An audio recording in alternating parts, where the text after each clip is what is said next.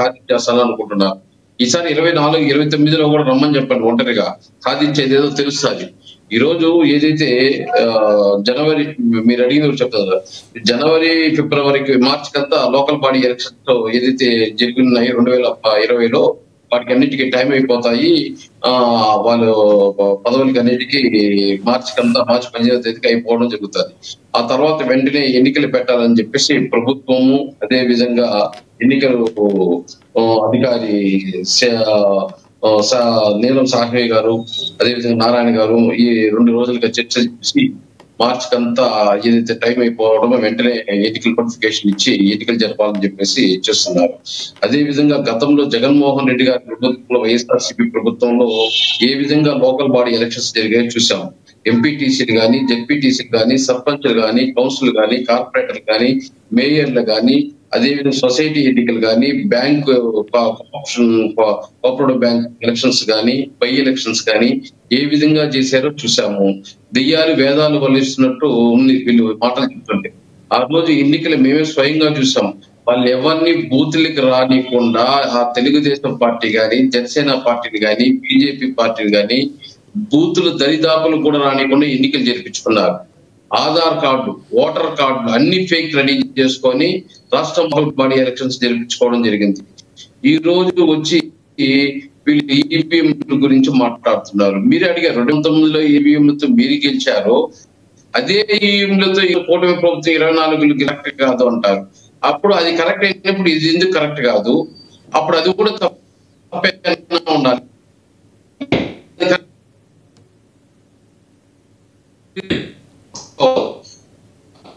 ఇంకొకరు గెలిచి అదే ఈవీఎంలో తప్పు అంటారు. అదేవిధంగా లోకల్ బాడీ ఎలక్షన్స్ రాష్ట్రంలో చూశారు అందరూ. ఆ రోజు ఏ విధంగా అలా అరాచకాలు జరిగాయి, ఏ విధంగా అన్యాయాలు జరిగాయి, మార్గాలు జరిగినాయి, ఏ విధంగా సర్పంచులు, ఎంపీటీసీలు, జెడ్పీటీసీలు చూస్తాం. సంఘటన ఈ రోజు ప్రజలు స్వచ్ఛందంగా ఓట్లు వేసుకొని లోకల్ బాడీ ఎలక్షన్స్ లో ఎవరైతే కార్యకర్తలు, నాయకులు కష్టపడ్డారో వాళ్ళకి ప్రాధాన్యత ఇచ్చి వాళ్ళ గెలుపుకి మనం సపోర్ట్ చేయాలని చెప్పేసి ఈరోజు ఖచ్చితంగా అంటే వెంటనే జరపాలని చెప్పేసి ఈరోజు చంద్రబాబు నాయుడు గారు కానీ అయితేనేమి, అదే పవన్ కళ్యాణ్ గారు అయితేనేమి తిరుగుతున్నారు. కానీ గతంలో ఎన్నికలు జరిగినప్పుడు జగన్మోహన్ రెడ్డి గారు లోకల్ బాడీ ఎలక్షన్స్ ఎక్కడా కానీ వచ్చి కనపడలేదు, ఎక్కడ వచ్చి సపోర్ట్ చేయండి అని చెప్పి అడిగింది లేదు.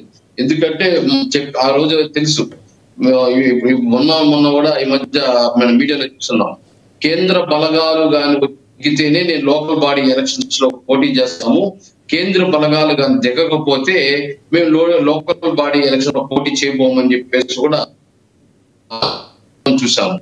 అంటే మీ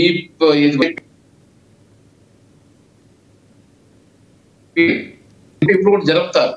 అప్పుడు మాత్రం పోలీసులు అడ్డం పెట్టుకునేసి ఏదైతే ఎవరిని ఓటు వేయకుండా, ఏ నాయకుడు బీఫామ్ ఏదైతే ఇవ్వకుండా అధికారులకి చించేయడము, అదే విధంగా ఓట్లు వేసేదానికి జనాలు రానికుండా చేయడం. వేణుగోపాల్ గారు ఇంకొకటి, ఇప్పుడు మీ జనసేన అంటే ఇప్పుడు కొత్తగా వచ్చింది, సంస్థాగతంగా బలంగా లేదు.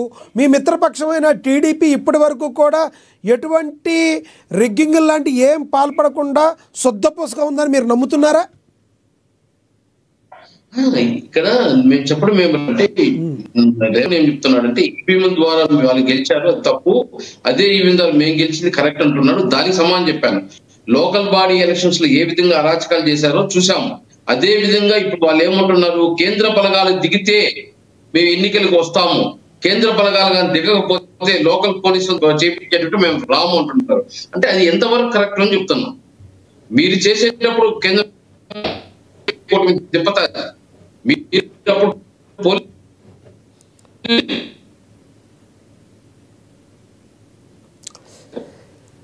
రైట్, మీ దగ్గర డిస్టర్బెన్స్ ఉంది. మేము 10 ఏళ్ళు ఓటేసి అంటే ఆ కాన్స్టిట్యూషన్ ఎవరిది, అక్కడ ఎవరు బలం ఉంది, ఎందుకు వేయలేకపోతున్నారు? ఒక్కొక్క ఫ్యామిలీ వచ్చి ముందుకు వచ్చి చెప్తాం, మేము 15 ఏళ్ళు ఓటు వేసుకోలేదు, 20 ఏళ్ళు లేదు, మా ఓటు ఎవరు వేస్తున్నారు. వైసీపీ గురించి పక్కన పెడితే మీ పరిస్థితి వేణుగోపాల్ సమయం తక్కువ ఉంది.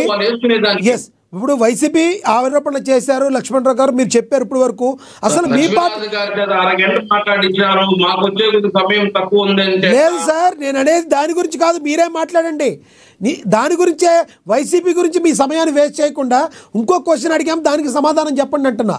అసలు మీ పార్టీ ఏదైతే ఉందో సంస్థాగతంగా ఎప్పుడు బలాన్ని చేకూర్చుకుంటుంది, టీడీపీ పైన జనసేన కింద ఉందన్న ఫీలింగ్ని ఎప్పుడు పోగొట్టుకుంటారు, అసలు సంస్థాగతంగా మీరు ఎప్పుడు బలోపేతం చెందుతారని అడుగుతున్నా.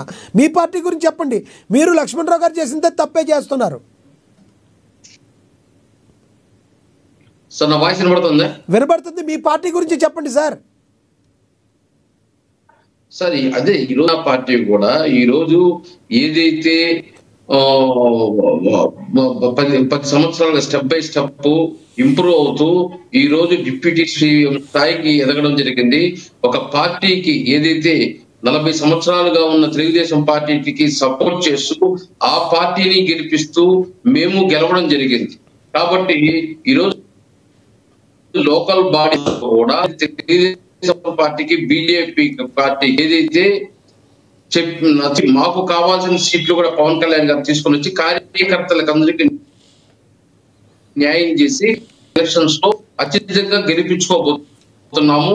పార్టీ పటిష్టానికి కూడా అంటే ఈరోజు ఏదైతే సర్పంచులు ఎంపీటీసీలు కింద స్థాయి వ్యక్తులు ఎవరైతే ఆశిస్తున్నారో వాళ్ళ పదవులు వస్తే ఖచ్చితంగా పార్టీ కూడా బలోపేతం. ఈరోజు ఒక 8,000 మొత్తం 3,500 ఎంత సర్పంచులు అవి ఉన్నాయి, దాని స్టాటిస్టిక్స్ చూడలేదు నేను.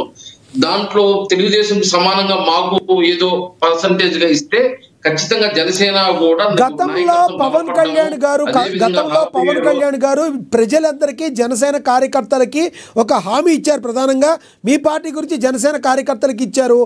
ఏదైతే పావు వంతు ఏదైతే ఉందో దాన్ని మనం డిమాండ్ చేస్తాం, పావల వంతు 25% మనం డిమాండ్ చేస్తామన్నారు. ఎక్కడా కూడా అది జరగల, ఇప్పటి వరకు జరిగినట్లు జరగల. ఇక నుంచైనా జరిగే వాటిల్లో ఆ పావల వంతు మీరు తీసుకుంటారా? నిజంగా టీడీపీ మీకు ఇస్తుందా? టీడీపీ కార్యకర్తల బలం ముందు, నాయకుల బలం ముందు మీరు నిలవగలుగుతున్నారా? ఖచ్చితంగా ఇప్పుడు నామినేటెడ్ పోస్టులు కూడా ఏదైతే వాళ్ళకి ఇది ఏ లోకల్ నామినేటెడ్ పోస్టులు టెంపుల్స్ లో కానీ లేదా కార్పొరేషన్ లో కానీ వాటికి ఏదైతే రేషియో ప్రకారం జనసేనకి ఇవ్వాల్సిన ఇస్తున్నారు. ఇప్పుడు 11 మంది డైరెక్టర్లు ఉంటే వీళ్ళకి 3-4 ఇస్తున్నారు. బీజేపీకి 1, జనసేనకు 3-4 ఇవ్వడం జరుగుతుంది. ఏదైతే టెంపుల్ కు సంబంధించిన కానీ అదేవిధంగా డైరెక్టర్ బోర్డు సంబంధించిన కానీ వాటికి ఇవ్వడం జరుగుతుంది. ఆ విధంగానే రేపు ఏదైతే 21 నియోజకవర్గాల్లో జనసేన ఉందో అక్కడ వాళ్ళకి అత్యధికంగా తెలుగుదేశం పార్టీ వాళ్ళకి తక్కువ ఇవ్వడము, అదే తెలుగుదేశం పార్టీ నియోజకవర్గాల్లో వాళ్ళకి అత్యధికంగా ఇవ్వడము, జనసేనకి బీజేపీకి తక్కువ ఇవ్వడము, ఇలా రేషియో ప్రకారం కూర్చొని ఏదైతే మీకు అనిపిస్తుందా సార్ నిజంగా కంటి తుడుపు చర్యలుగా అనిపిస్తున్నాయని? సార్ మీ జనసేన నాయకులు బోల్డంత మంది అంటున్నారు ఇదంతా ఒక కంటి తుడుపు చర్యలుగా ఉన్నాయి. మీ జనసేన నాయకులే చెప్తున్నారు సార్ మాకు అసలు సరైన న్యాయం జరగట్లేదు, గౌరవం ఉండట్లేదని. మీకు చూపించమంటారు ఆ వీడియోలు? వేణుగోపాల్ గారు, నా వాయిస్ వినబడుతుందా?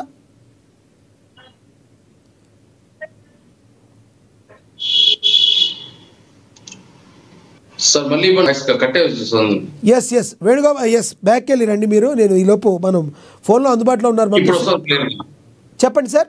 ఇప్పుడు మాట్లాడండి, కంటిన్యూ చేయండి.